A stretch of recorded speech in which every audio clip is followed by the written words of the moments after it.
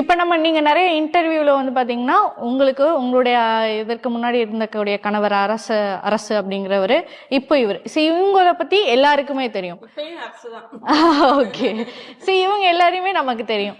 உங்களோட அம்மா, அப்பா அவங்க எங்க இருக்காங்க? அவங்க ஏதாவது சொன்னாங்களா? அவங்க இப்ப இருக்கிறாங்களா?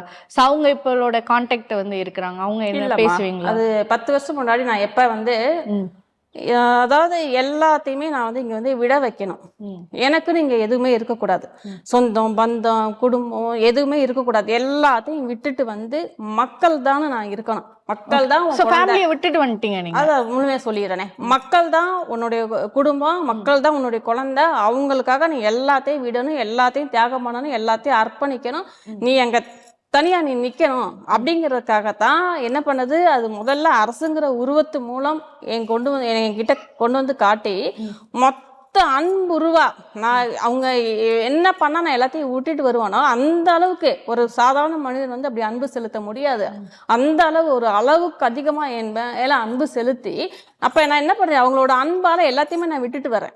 அம்மா அப்பா சொந்தம் பந்தம் எல்லாத்தையுமே விட்டுட்டு எனக்கு அரசு தான் வேணும்னு சொல்லி விட்டுட்டு வரேன். அந்த எல்லாத்தையும் விட்டுட்டு வைக்கிறதுக்காக நடந்த சூழ்நிலை தான் அது. யாரும் இப்பெல்லாம் டச் கிடையாது. ஓகே. இப்ப வரைக்குமே பேசுறது கிடையாது யாருக்கா. எனக்கு என்னோட பக்தர்கள் தான் எல்லாருமே. எனக்கு இவங்க தான் எனக்கு குழந்தைங்க, இவங்க தான் சொந்தம் பந்தம், எல்லாமே எனக்கு இவங்க தான்.